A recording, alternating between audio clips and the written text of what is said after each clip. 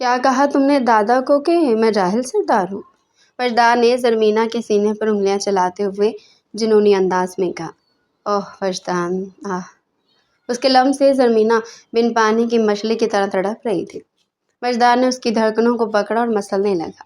زرمینہ London سے business administration کر کے آئی تھی۔ دادا جان نے وجدان سے زبردستی اس کی شادی کروا دی۔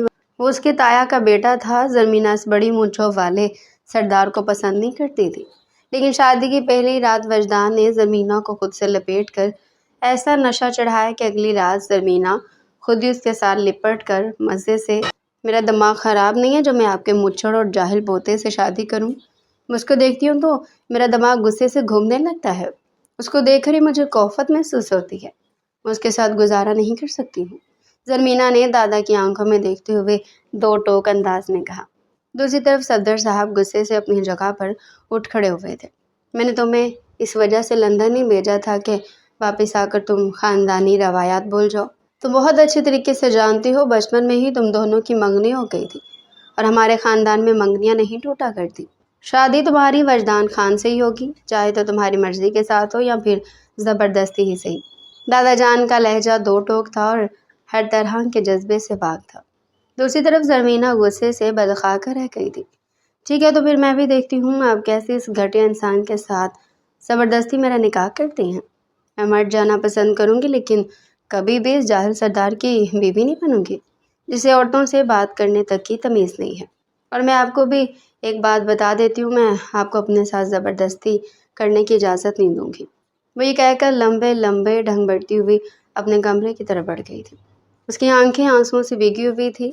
اس کا بس نہیں چل رہا تھا کہ وہ ساری دنیا کو آگ لگا دے۔ میں اور شادی کروں گی اس گھٹیا شخص کے ساتھ، نیور۔ وہ شیشے میں اپنا عکس دیکھ کر اپنے آپ سے مخاطب ہوتے ہوئے بولی، پتہ نہیں کون سا برا وقت تھا جب میں نے پاکستان واپس آنے کا فیصلہ کیا تھا۔ اسے اچھا تھا کہ وہیں پر ہی جاب کر لیتی تو یہ کچھ نہ دیکھنا پڑتا۔ وہ اپنا سر دونوں ہاتھوں میں گرا کر بیڈ پر بیٹھ گئی۔ زرمینہ اپنے پیرنٹس کی اکلوتی بیٹی تھی۔ 4 سال پہلے اسے بزنس ایڈمنسٹریشن میں اسکالرشپ ملی تھی۔ دادا اور باقی گھر والوں سے ضد کر کے وہ لندن چلی گئی تھی۔ اس کے ساتھ اس کے چچا کا بیٹا بھی تھا جس کی وجہ سے اس کے گھر والوں کو ٹینشن نہیں تھی۔ اور جہاں تک زرمینہ کے کردار کا سوال تھا تو وہ مضبوط کردار کی مالک تھی۔ وہ اپنی حدود کو بہت اچھے طریقے سے پہچانتی تھی۔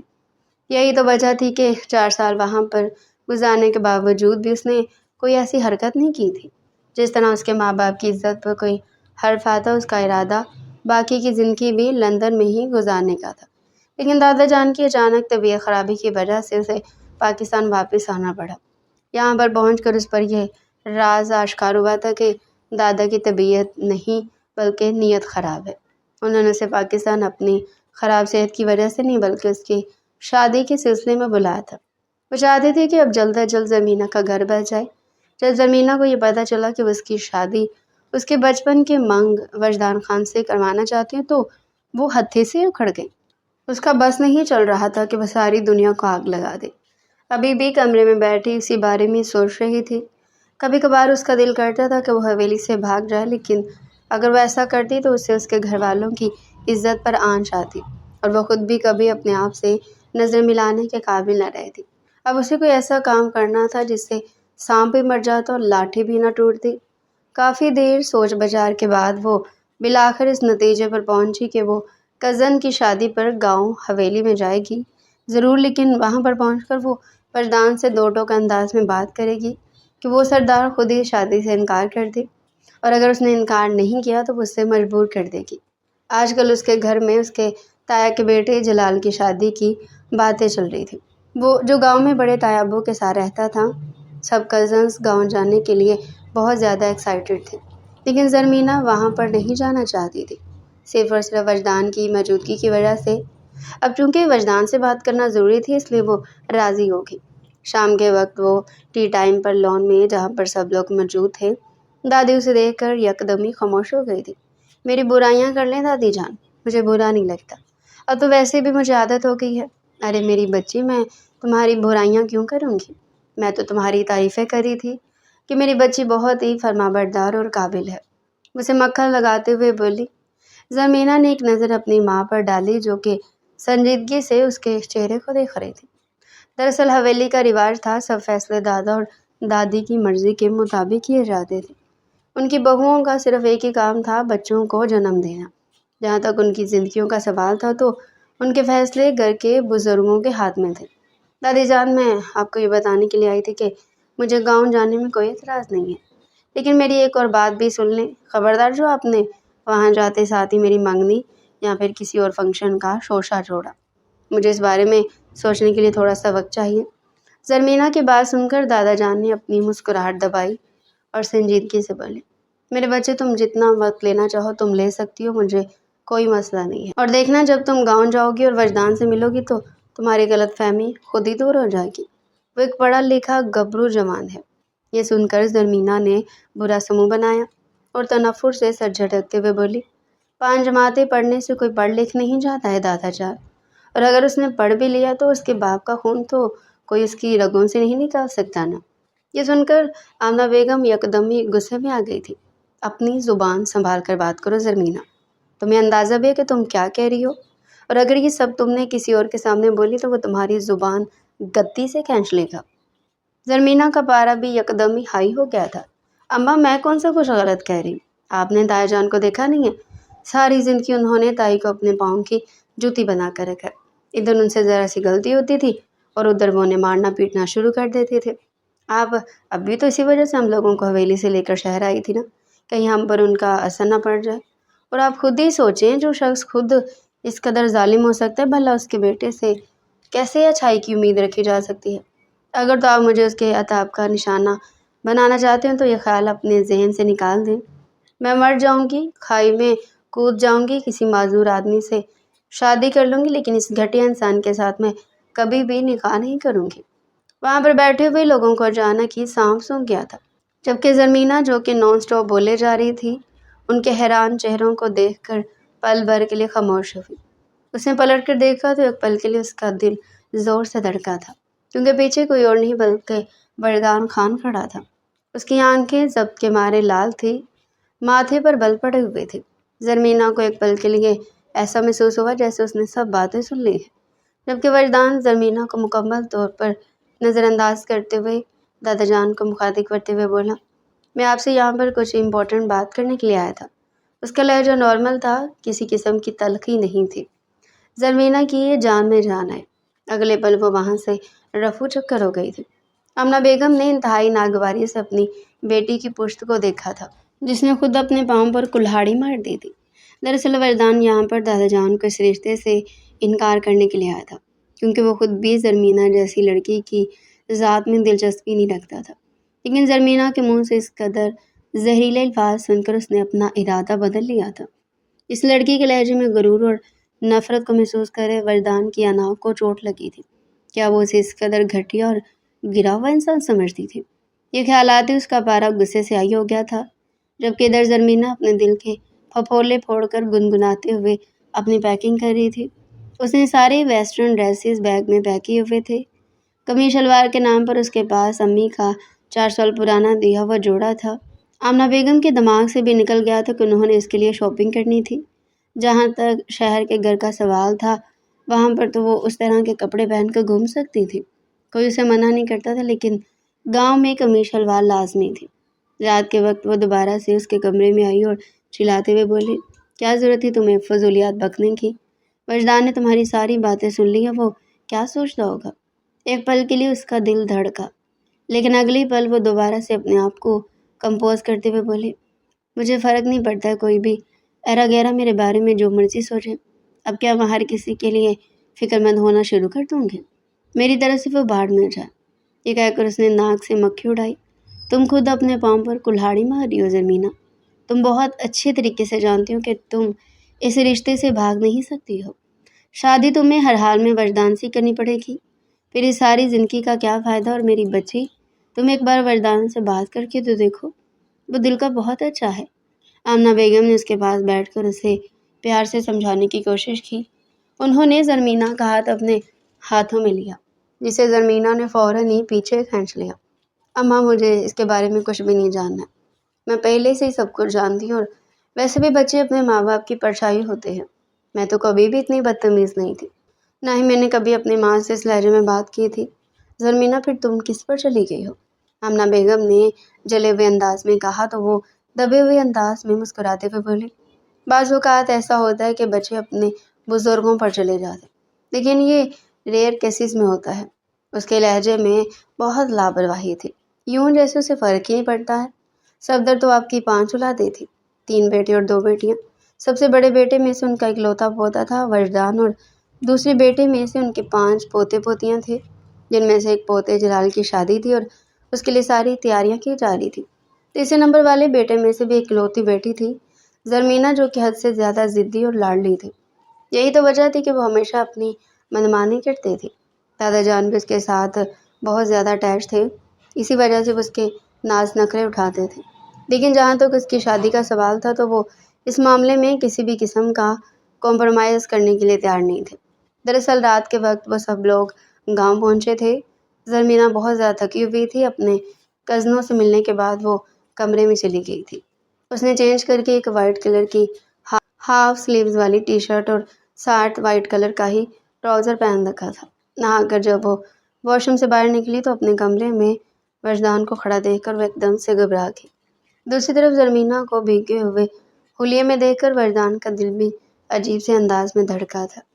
اس کے کپڑے اس کے بدن کے ساتھ چپکے ہوئے تھے، جس سے زرمینہ کے نشیب و فراز صاف نمایاں ہو رہے تھے۔ وجدان نے بے ساختہ اس کے حسین سراپے سے نگاہیں ہٹائی۔ ادھر زرمینہ کا پارا بھی یکدم ہی ہائی ہو گیا۔ یہ کیا بدتمیزی ہے؟ آپ میرے کمرے میں کیا کر رہی ہیں؟ وہ غصے سے چلاتے ہوئے بولی۔ وجدان نے بے ساختہ اپنی آنکھیں مینچی۔ اس کے سر میں یکدم ہی درد کی ٹیسیں اٹھنے لگی تھی۔ اسے اس قدر اونچی آواز میں بات کرنے والی عورتوں سے شدید نفرت تھی۔ یہ سوال مجھے آپ سے کرنا چاہیے کہ آپ میرے کمرے میں کیا کر رہی ہیں؟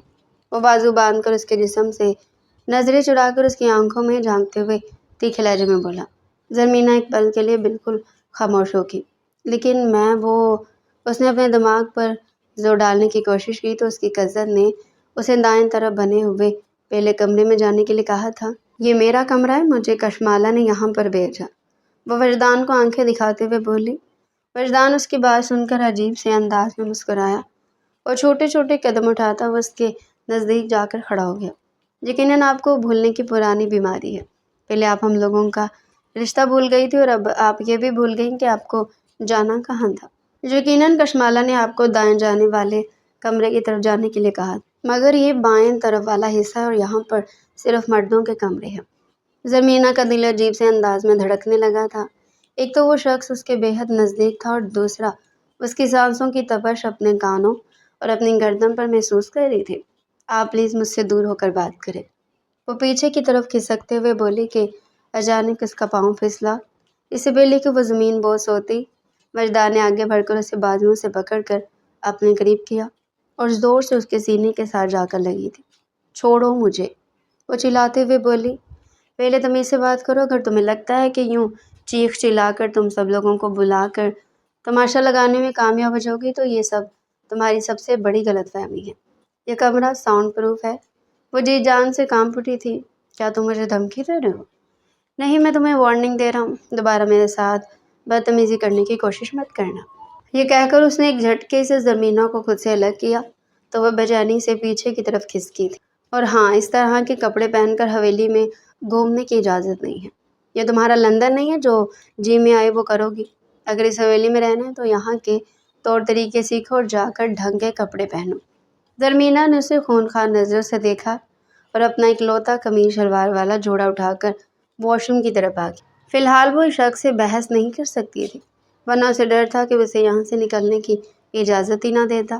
تھوڑی دیر میں وہ کالا دوپٹہ سینے پر پھیلا کر باہر نکلی تو وجدان اپنی گردن جھکا کر دیوے انداز میں مسکرا دیا تھا۔ وہ کچھ بھی کہے بغیر فوراً ہی کمرے سے باہر نکل گئی تھی۔ کافی دیر تک وجدان دروازے کو گھورتا رہا تھا۔ ویسے میں تمہیں جتنا ٹیڑھا سمجھتا تھا تم اتنی ٹیڑھی بھی نہیں ہو، وہ اپنے آپ سے مخاطب ہوتے ہوئے بولا۔ تم جیسی لڑکیوں کو سیدھا کرنا بہت ہی آسان کام ہے۔ یہ کہہ کر وہ تھکے ہوئے انداز میں بیڈ پر لیٹ گیا۔ تھوڑی دیر میں وہ نیند کی گہری وادیوں میں جا چکا تھا۔ دوسری طرف زرمینہ کی نیند اڑ گئی تھی، بلکہ اس کا سکون، چین، سب کچھ ہی اڑ گیا تھا۔ اس کو ابھی تک یہ بات ہضم ہی نہیں ہو رہی تھی کہ وہ وجدان خان کے سامنے بے بس ہو گئی تھی۔ اس کے سامنے کسی بھی طور پر कमज़ोर नहीं पड़ सकती हूँ। हाँ, मैं वही करूँगी जिससे वो शख्स नफ़रत करता है। वो खुद ही मुझे छोड़ने पर मजबूर हो जाएगा।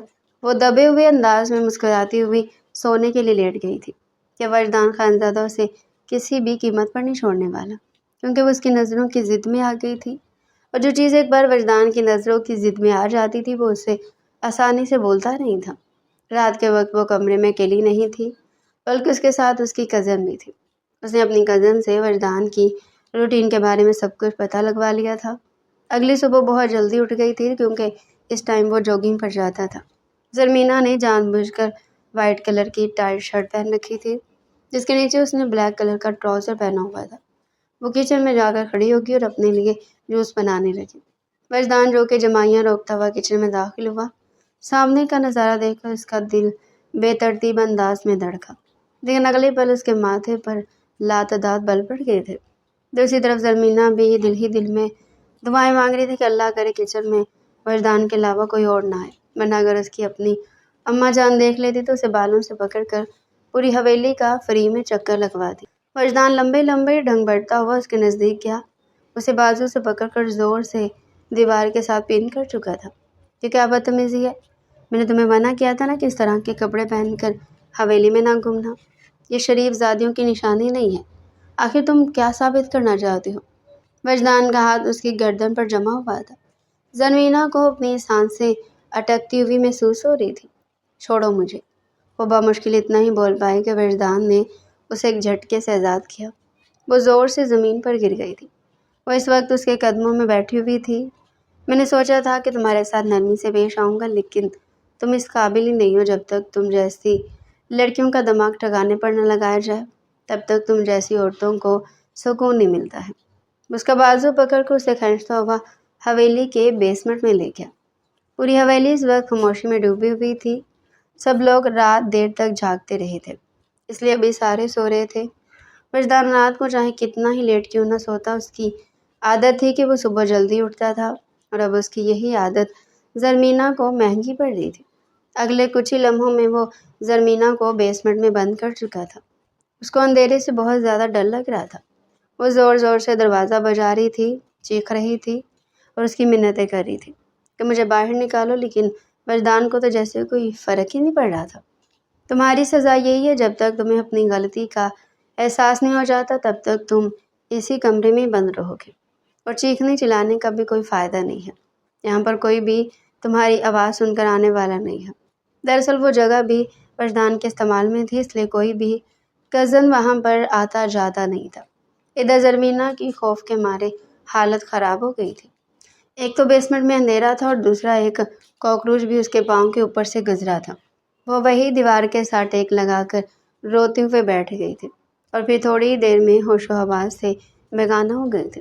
दूसरी तरफ जब वरदान को कोई आवाज़ सुनाई न दी तो वो लंबे लंबे ढंग बढ़ता हुआ वहाँ से चला गया। उसने हवेली के एक मुलाजमा को समझा दिया था कि दादा जान को बता देना मैं ज़रमीना को अपने साथ गांव घुमाने के लिए लेकर गया हूँ। मुलाजमा ने जब सदर साहब को ये बात बताई तो वो बेचारी खुद भी शशोपंज में मुब्तला हो गई थी। वो अपनी बोलती से बहुत अच्छे तरीके से वाकिफ़ थे, जो कि वजदान की शक्ल भी नहीं देखना चाहती थी। भला वो उसके साथ घूमने जाने के लिए इतनी आसानी से कैसे तैयार हो सकते थे। शाम के वक्त वजदान ने बेसमेंट का दरवाज़ा खोला था और उसके साथ ही उसने कमीज शलवार का जोड़ा ज़रमीना के हवाले किया था। इसको पहनो और जल्दी से बाहर निकलो।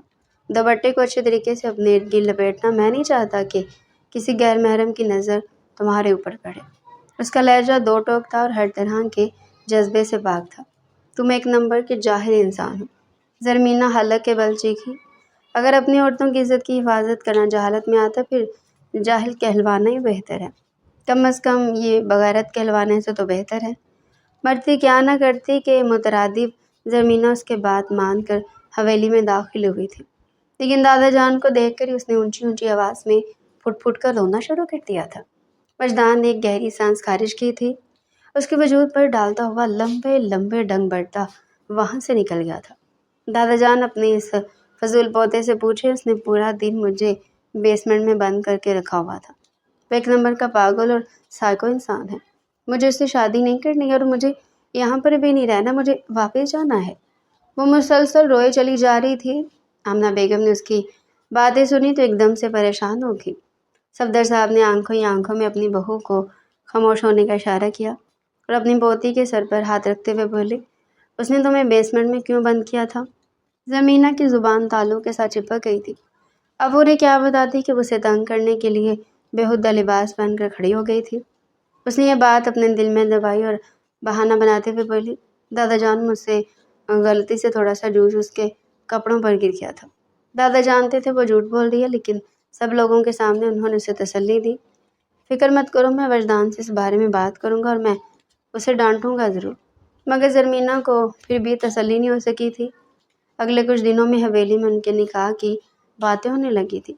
دادا جان نے فیصلہ کیا تھا کہ وہ جلال کی شادی کے ساتھ ساتھ ان دونوں کی بھی رخصتی کروا دیں گے۔ زرمینہ کو لگ رہا تھا کہ ساتوں آسمان اس کے سر کے اوپر آ کر گر گئے ہیں۔ دوسری طرف وجدان کو اب زرمینہ کی ذات میں حد سے زیادہ دلچسپی محسوس ہونے لگی تھی۔ ایک تو وہ حد سے زیادہ حسین عورت ہوتی تھی جس نے پہلی نظر میں وجدان کو اپنا دیوانہ کر دیا تھا۔ دوسرا وہ مضبوط کردار کی مالک تھی۔ وجدان نے اس کے بارے میں جتنی بھی معلومات نکلوائی تھی اسے یہی پتہ چلا تھا کہ وہ با کردار لڑکی ہے، اور جہاں تک اس کی تیز زبان کا سوال تھا تو وجدان کو یقین تھا وہ بہت جلدی اسے تمیز سکھا دے گا۔ پہلے تو حویلی میں کمروں میں ان کے نکاح کی باتیں ہوتی رہیں اور پھر دادا نے ایک دن کھانے کی ٹیبل پر اعلان کیا کہ جلال کی رخصتی اور نکاح کے ساتھ ہی تم دونوں کا نکاح کیا جائے گا۔ زرمینہ فوراً ہی اپنی جگہ سے اٹھی اور تیکھے لہجے میں بولی، میں یہاں پر شادی انجوائے کرنے کے لیے آئی تھی، قیدی بننے کے لیے نہیں۔ مجھے رشتہ منظور نہیں ہے اور نہ ہی میں اس شخص سے نکاح کروں گی۔ اس سے بہتر ہے کہ آپ لوگ مجھے زندہ زمین کے اندر دفن کر دیجیے یا پھر مجھے کسی سمندر میں دھکا دے دیجیے۔ میں مرنا تو پسند کروں گی، لیکن اس آدمی کی بیوی بننا میرے لیے قابل قبول نہیں ہے۔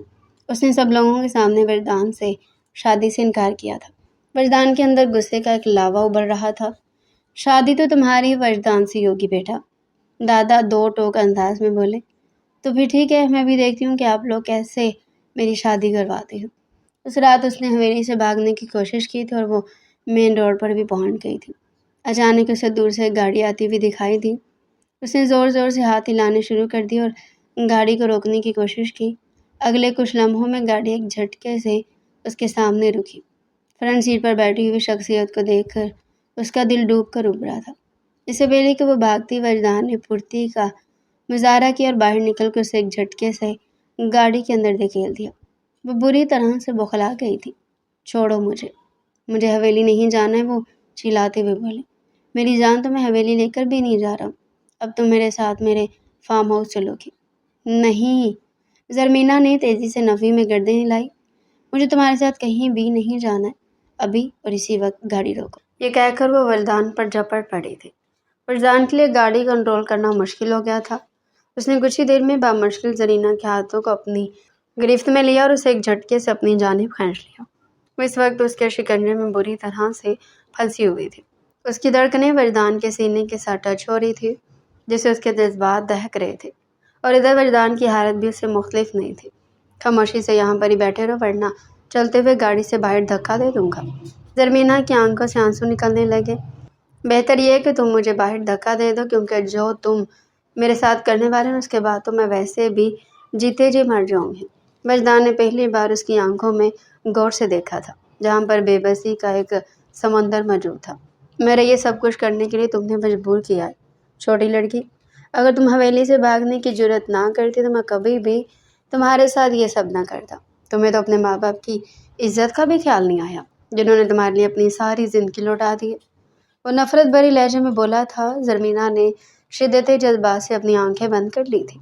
گاڑی وجدان خان زادہ کے فارم ہاؤس کے سامنے جا کر رکی۔ میں اتنا برا بھی نہیں ہوں کہ میں تمہارے ساتھ زبردستی کروں گا، اس کے چہرے پر ایک نظر ڈالتے ہوئے بولا۔ تو پھر تم مجھے یہاں پر کیوں لائے ہو؟ زرمینہ کو خوشگوار حیرت ہوئی۔ میں تم سے نکاح کرنے کے لیے تمہیں یہاں پر لایا ہوں، کیونکہ اب تم میری ضد بن گئی ہو۔ جب تک تم میرے نام نہیں ہو جاؤ گی تب تک میری ضد۔ وہ جذبات سے بے نیاز لہجے میں بولا تھا، اور پھر کچھ ہی دوستوں کی موجودگی میں اس نے زرمینہ سے زبردستی نکاح کر لیا تھا۔ وہ لڑکی جو کل تک اس کے نام سے بھی دور بھاگتی تھی، آج وہ مکمل طور پر اس کے رحم و کرم پر تھی۔ اب صبح تم دادا جان کے پاس جاؤ گے اور انہیں جا کر بتاؤ گے کہ تم مجھ سے شادی کرنا چاہتی ہو۔ زرمینہ نے کھا جانے والی نظروں سے اس کے چہرے کی طرف دیکھا تھا، وہ جو سب لوگوں کے سامنے شادی سے انکار کر چکی تھی۔ اب کیسے دادا سے دوبارہ سے شادی کر کہتی؟ تم ایک بہت ہی برے انسان ہو وجدان، میں تم سے نفرت کرتی ہوں۔ تم ایک بہت ہی پیاری لڑکی ہو زرمینہ۔ یہ کہہ کر وہ اس کے نزدیک ہوا تھا، اگلے پل وہ اس کے ہونٹوں پر جھک گیا تھا۔ زرمینہ کو بھی کچھ سوچنے سمجھنے کا موقع ہی نہیں ملا تھا اور وہ اس کے ہونٹوں کو قطرہ قطرہ چوم رہا تھا۔ اس کے ہاتھ زرمینہ کی دھڑکنوں پر حرکت کر رہے تھے اور ان کو بے دردی سے مسل رہے تھے۔ زرمینہ کے منہ سے گھٹی گھٹی سی سسکیاں نکل رہی تھی جو کہ وجدان کے منہ میں ہی دب کر غائب ہو رہی تھی۔ وہ زرمینہ کو بری طرح سے ڈسٹرب کر رہا تھا۔ کچھ ہی دیر میں جب وہ اسے الگ ہوا تو زرمینہ صوفے کے ساتھ ٹیک لگا کر گہرے گہرے سانس لینے لگی تھی۔ اس کے چہرے پر خوف کے تاثرات تھے جنہیں دیکھ کر وجدان دل ہی دل میں محظوظ ہونے لگا تھا۔ یہ تو ایک چھوٹا سا ٹریلر ہے، میں تمہیں دکھانا چاہتا تھا کہ میں تمہارے پیچھے کس حد تک پاگل ہوں۔ پھر جب ہم دونوں کا دھوم دھام سے نکاح اور رخصتی ہوگی پھر میں تمہیں ساری مووی دکھاؤں گا۔ یہ کہہ کر اس نے بائیں آنکھ ونک کی تھی۔ اتنی تھوڑی سی قربت میں زرمینہ کی حالت خراب ہو گئی تھی۔ یہ کہہ کر وہ باہر نکلنے لگا تھا کہ اچانک ہی رکا اور پلٹ کر اس کی آنکھوں میں دیکھتے ہوئے بولا، اور ہاں، جہاں تک میرے جاہل ہونے کا سوال ہے تو شاید تمہیں کسی نے میرے بارے میں غلط معلومات دی ہے۔ میرے پاس 2 ڈگریز موجود ہیں، لیکن مسئلہ یہ کہ مجھے تمہارے طرح شو آف کرنے کی عادت نہیں ہے۔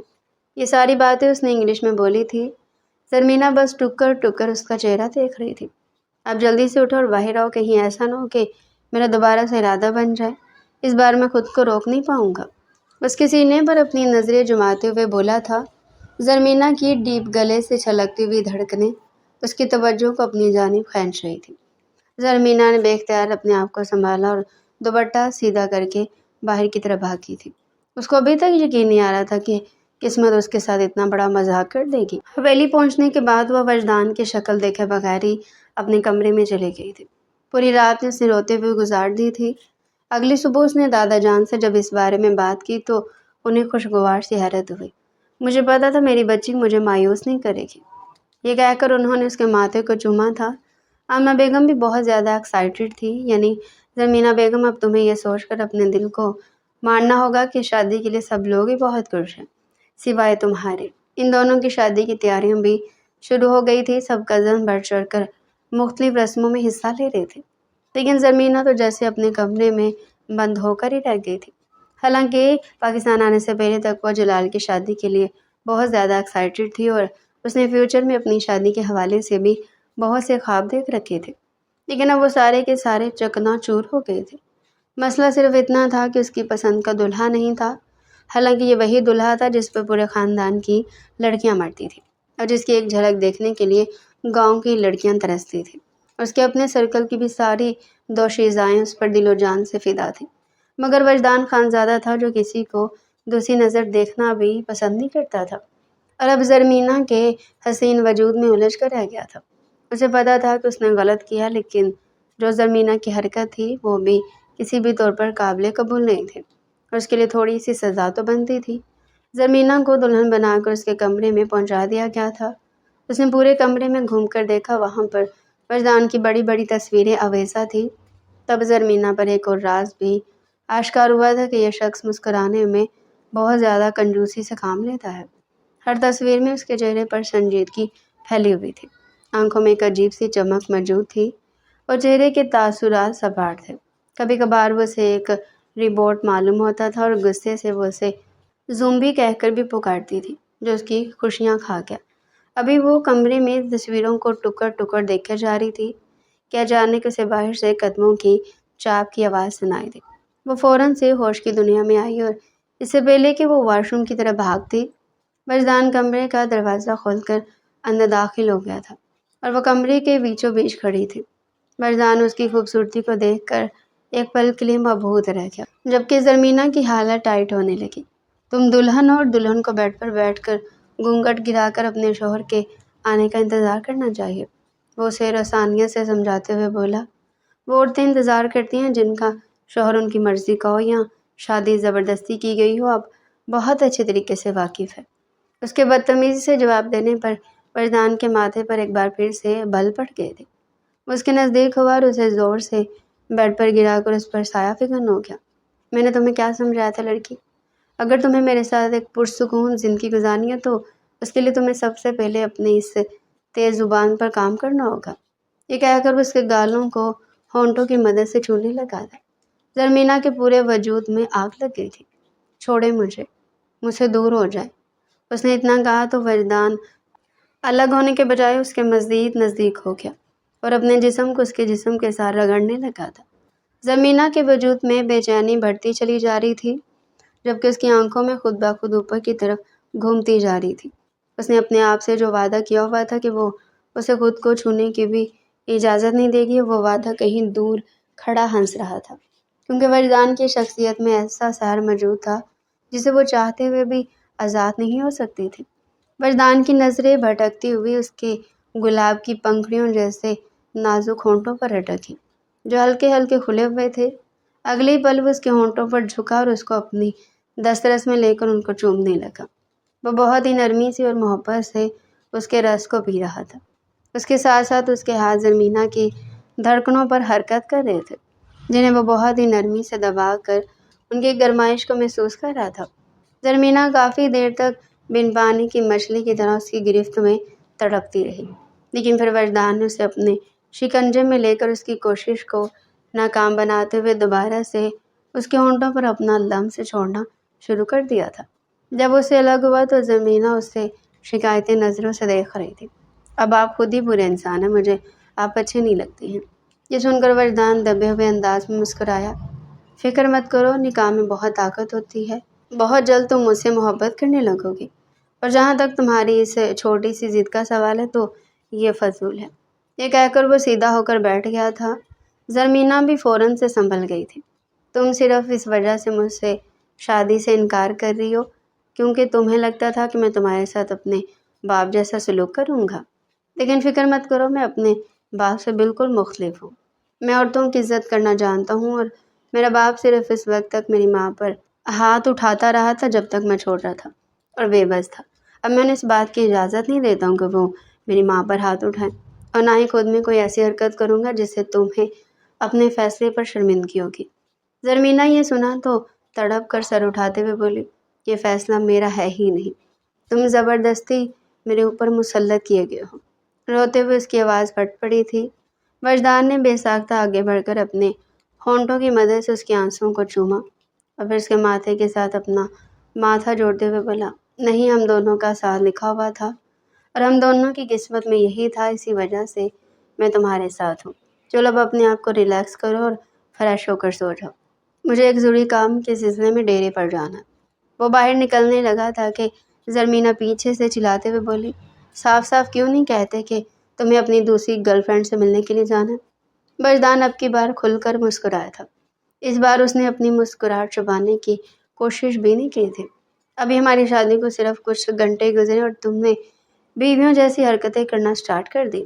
میں تمہاری بیوی نہیں ہوں، وہ چلاتے ہوئے بولی، لیکن میرے پاس نکاح نامہ موجود ہے، اگر چاہو تو میں تمہیں دکھا سکتا ہوں۔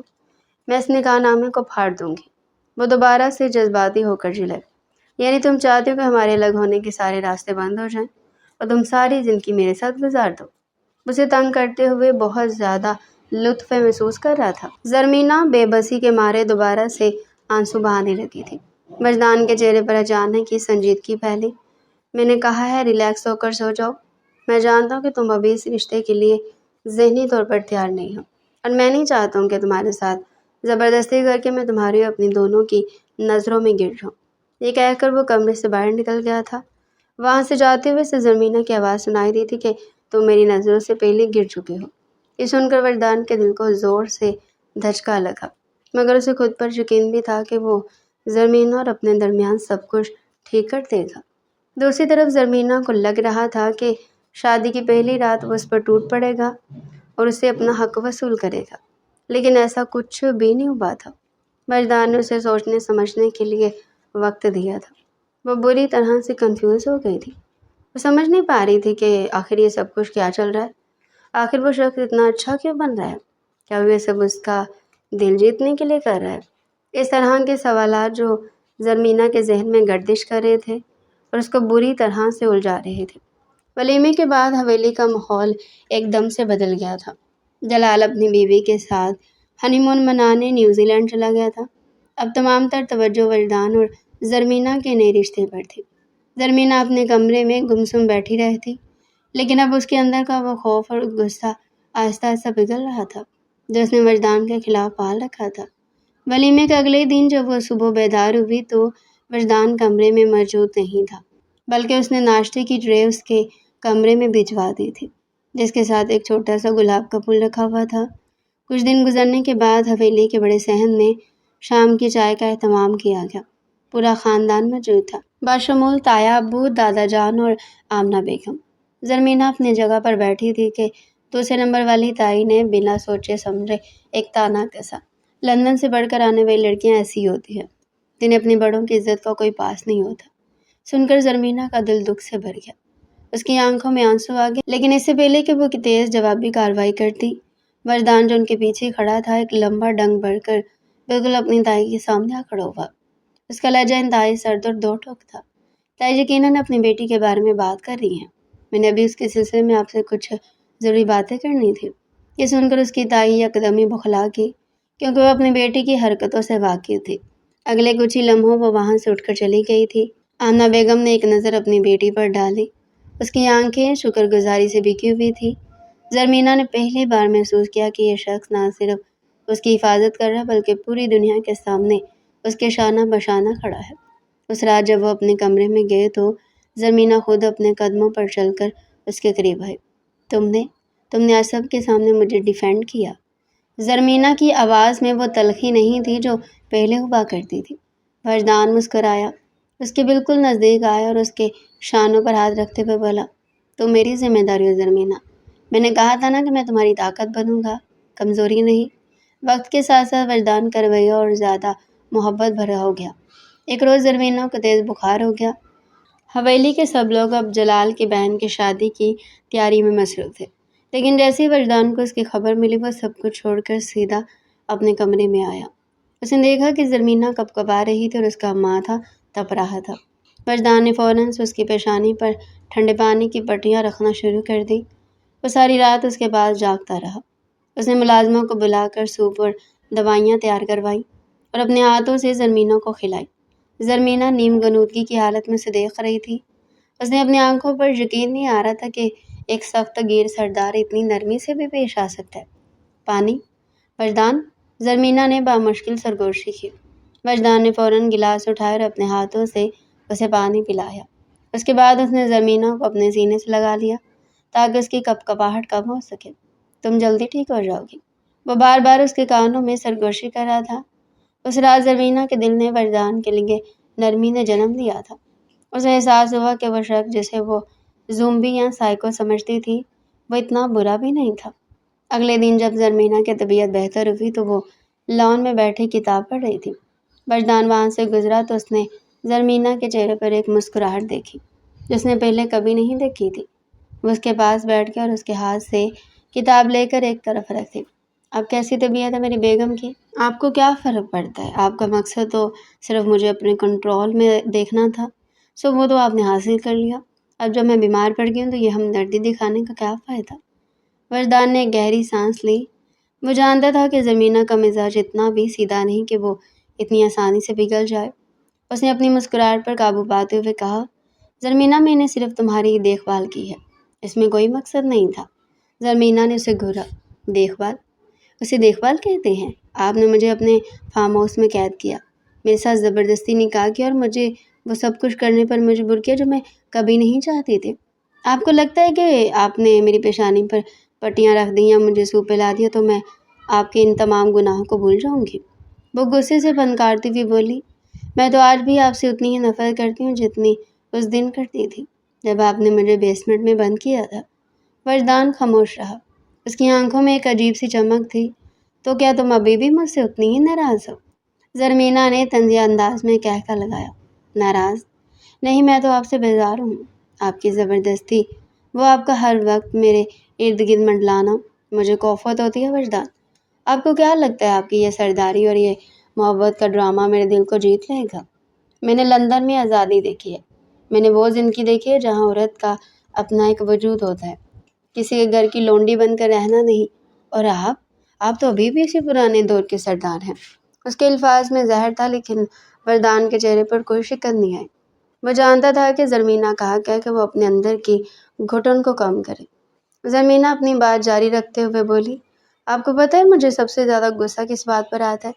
آپ کے اس غرور پر۔ آپ کو لگتا ہے کہ آپ نے نکاح نامے پر دستخط کروا لیے تو آپ کے پاس مجھے خریدنے کا حق آ گیا۔ میں نے آپ کو کبھی حق نہیں دیا کہ آپ مجھ سے پوچھیں کہ میں کیوں ناراض ہوں۔ وردان تھوڑا سا آگے جھکا۔ زرمینہ فوراً پیچھے ہٹی، لیکن اس بار اس نے اسے پیچھے نہیں ہٹنے دیا۔ اس نے زرمینہ کے ہاتھ تھام لیے، اس بار نرمی کے ساتھ۔ اگر تم اتنی ہی نفرت کرتی ہو تو میری نظروں میں کیوں نہیں دیکھتی؟ زرمینہ کی آنکھیں نم ہو گئیں، لیکن اس نے اپنا آپ مضبوط رکھا، کیونکہ آنکھوں میں مجھے اپنی ہار نظر آتی ہے اور میں ہارنا نہیں چاہتی۔ وہ سسکیاں بھرتے ہوئے بولی، آپ نے میرا سب کچھ چھین لیا، میرے وہ خواب، میری وہ دنیا، میرا وہ سکون۔ اب آپ مجھ سے محبت کی امید رکھتے ہیں؟ یہ آپ کی بہت بڑی غلط فہمی ہے۔ وردان نے اسے اپنے قریب کیا اور اس کے کان کے پاس سرگوشی کی۔ میں تم سے محبت کی بھیک نہیں مانگ رہا زرمینہ، میں بس یہ کہہ رہا ہوں کہ جو وقت گزر گیا اسے بدلنا میرے بس میں نہیں، لیکن جو آنے والا ہے میں نے اسے بدل سکتا ہوں۔ تم جتنے نخرے کرنا چاہتی ہو کرو، جتنے شکوے کرنے ہیں کرو، میں سب سننے کے لیے تیار ہوں، کیونکہ میں جانتا ہوں کہ تم بھی اندر سے اتنی ہی بے چین ہو جتنا میں ہوں۔ زرمینہ نے جھٹکے سے اپنا ہاتھ چھڑایا اور اٹھ کر کھڑی ہوگی۔ آپ بہت خود غرض ہیں وجدان۔ آپ کو لگتا ہے کہ آپ کی یہ میٹھی باتیں مجھے پگھلا دیں گی؟ میں ابھی بھی آپ کے اس فارم ہاؤس والے واقعے کو نہیں بولی۔ وہ دھمکیاں، آپ نے مجھے ایک انسان نہیں بلکہ ایک ٹرافی سمجھا ہے۔ وہ وہاں سے مڑ کر جانے لگی تو وردان نے پکارا، اگر تم اتنی ہی مجبور اور ناخوش ہو تو تم نے آج تک اپنی اماں سے جا کر یہ کیوں نہیں کہا کہ تم نکاح ختم کرنا چاہتی ہو؟ زرمینہ ٹھہر گئی، اس کے قدم رک گئے۔ وہ پلٹ کر بولی، کیونکہ میں جانتی ہوں کہ اس حویلی میں میری کسی کو پرواہ نہیں ہے۔ دادا جان تو صرف آپ ہی گرویدہ ہیں۔ آپ سب نے مل کر مجھے ایک ایسے جال میں پھنسایا جہاں سے نکلنے کا کوئی راستہ نہیں ہے۔ وردان اس کے پاس آیا اور اس کے کندھے پر ہاتھ رکھا۔ راستہ ہے زرمینہ، راستہ صرف تمہارے دل میں ہے۔ جس دن تم نے مان لیا کہ تم مجھ سے نفرت نہیں کرتی، اسی دن یہ سارے جال ٹوٹ جائیں گے۔ زرمینہ نے اسے ایک تیکھی نظر ڈالی، لیکن اس بار اس کے لہجے میں کچھ نرمی تھی۔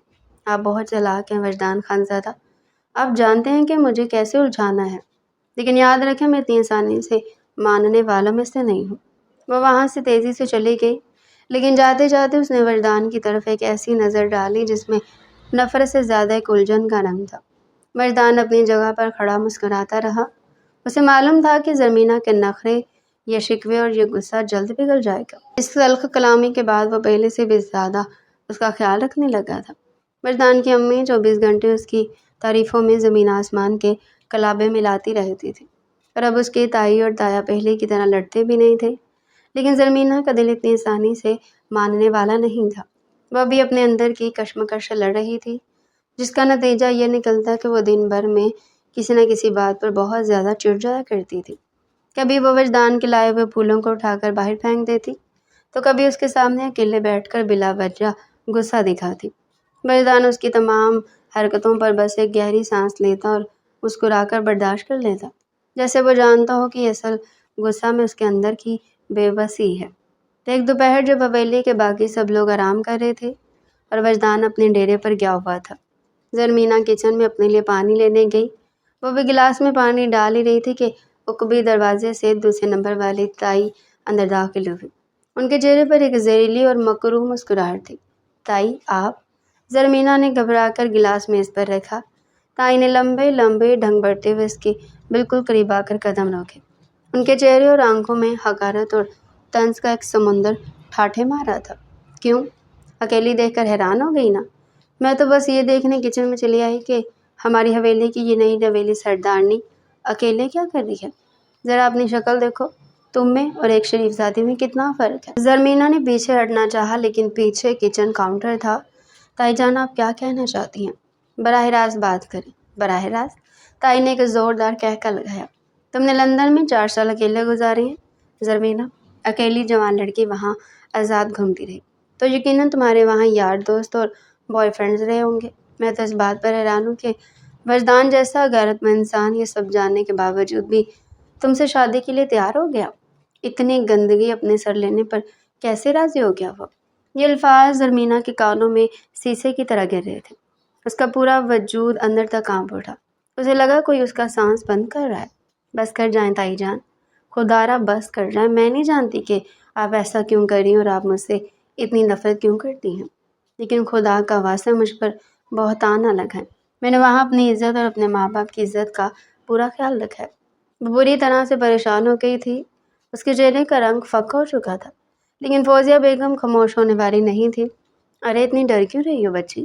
میں کسی کو تھوڑی بتا رہی ہوں، ویسے بھی میرے بتانے سے پہلے ہی سب کو معلوم ہے کہ وہاں لندن کے فلیٹوں میں تم نے کیا رنگ رلیاں منائی ہوں گی۔ یہ تو شکر کرو وجدان کا جو اس گندے تالاب میں ہاتھ ڈال کر تمہاری عزت رکھ رہا ہے اور تمہیں اپنے گھر کی سردانی بنا کر لے آیا ہے۔ زرمینہ کی ہمت جواب دے گی۔ اس کا دل چاہا کہ زمین پھٹ جائے، آسمان اس کے سر پر آ کر گرے۔ وہ خوف اور بے بسی کے مارے بری طرح سے لرزنے لگی۔ اس کی آنکھوں سے آنسو بہنے لگے اور وہ ہانپنے لگی۔ نہیں تائی، اللہ کی قسم یہ جھوٹ ہے۔ جھوٹ؟ تائی نے اس کا بازو پکڑنا چاہا کہ اچانک ہی وہاں پر وجدان آ گیا۔ اس کی آنکھیں خون کی طرح لال تھی اور ماتھے پر ابری ہوئی نسیں اس کے اندر کے طوفان کا پتہ دے رہی تھی۔ وہ کام کے سلسلے میں جلدی واپس آ گیا تھا اور باہر سے سب کچھ سن رہا تھا۔ وجدان کے قدموں کی آہٹ سن کر تائی کے چہرے کا رنگ اڑ گیا۔ اس نے زرمینہ کو اپنی پشت کے پیچھے کیا، جیسے وہ دنیا کے ہر وار سے اسے بچانا چاہتا ہو۔ بس بہت ہو گیا۔ وجدان کی گرجدار آواز فضا میں گونجی۔ خبردار جو آپ نے میری بیوی پر ایک بھی حرف اٹھایا۔ تائی نے سٹپٹا کر سنبھلنے کی کوشش کی۔ وجدان بیٹا، میں تو بس اسے سمجھا رہی تھی، تم غلط مطلب لے رہے ہو۔ میں بالکل ٹھیک مطلب لے رہا ہوں، وجدان نے اپنی تائی کی آنکھوں میں آنکھیں ڈال کر دو ٹوک انداز میں کہا۔ زرمینہ کے کردار پر کیچڑ پھینکنے سے پہلے آپ کو یہ دیکھنا چاہیے تھا کہ آپ کس کے بارے میں بات کر رہی ہیں۔ میں جانتا ہوں کہ میری بیوی کیسی ہے، اس کا ماضی کیسا اور وہ کتنی پاک دامن ہے۔ میں خود وجدان خان زادہ یہاں کھڑے ہو کر اس کی پاک دامنی کی گواہی دینے کے لیے تیار ہوں۔ اس کے منہ سے یہ الفاظ سن کر زرمینہ کی جان میں جان آئی۔ وہ جو ابھی تک سسکیاں لے رہی تھی، اب حیرت سے وجدان کی چوڑی پشت کو تک رہی تھی۔ ایک سردار جس کی انا اور انا پرستی کے چرچے تھے، وہ آج اپنی حویلی کے بڑوں کے سامنے اپنی بیوی کے دفاع میں چٹان بن کر کھڑا ہو گیا۔ تائی مزید وہاں کھڑی نہیں رہ سکی۔ وہ بوکھلاہٹ کے عالم میں الٹے قدموں وہاں سے نکل گئی۔ ان کے جاتے ہی وجدان نے پیچھے مڑ کر دیکھا۔ زرمینہ کی حالت خراب تھی، وہ دیوار کے ساتھ لگی ہوئی تھی اور آنسو اس کی گالوں کو بھگو رہے تھے۔ وجدان نے ایک پل کی دیری کیے بغیر آگے بڑھ کر زرمینہ کو اپنے مضبوط بازوؤں میں لے کر اپنے سینے سے بھینچ لیا۔ اس نے اپنے ہاتھ سے اس کے سر کو اور پیٹھ کو سہلایا۔ تم ٹھیک ہو میری جان؟ وجدان کی آواز اب دھیمی اور پرسکون تھی۔ تمہیں اب ڈرنے کی ضرورت نہیں ہے، جب تک میں زندہ ہوں حویلی کا کوئی فرد تمہارے اوپر انگلی نہیں اٹھا سکتا۔ زرمینہ نے اپنی آنکھیں بند کر لی اور اس کی قربت کو اپنے اندر جذب کرنے لگی۔ اس نے پہلی بار اپنے ہاتھوں سے وجدان کی قمیض کو مٹھی میں بھینچا اور سر اٹھا کر بھیگی ہوئی آنکھوں سے وجدان کو دیکھا۔ تم نے مجھ پر بھروسہ کیا؟ تمہیں یقین ہے کہ میں؟ وجدان نے مسکرا کر اس کے ماتھے پر اپنے ہونٹ رکھ دیے۔ مجھے اپنی ذات سے زیادہ تمہارے کردار پر بھروسہ ہے زرمینہ۔ تم میری عزت اور میں اپنی عزت پر کوئی حرف برداشت نہیں کر سکتا۔ زرمینہ کے دل میں جو آخری بدگمانی تھی وہ بھی ختم ہو گئی تھی۔ اس دن اس نے خود پہ یہ سوچا تھا کہ باہر 4 سال گزارنے کے باوجود بھی وجدان خان زادہ جیسا شخص اس کے ساتھ شادی کرنے کے لیے تیار ہو گیا تھا۔ اگر وہ واقعی میں جاہل ہوتا تو کبھی وہ اس کی طرف نظر اٹھا کر بھی دیکھنا پسند نہیں کرتا۔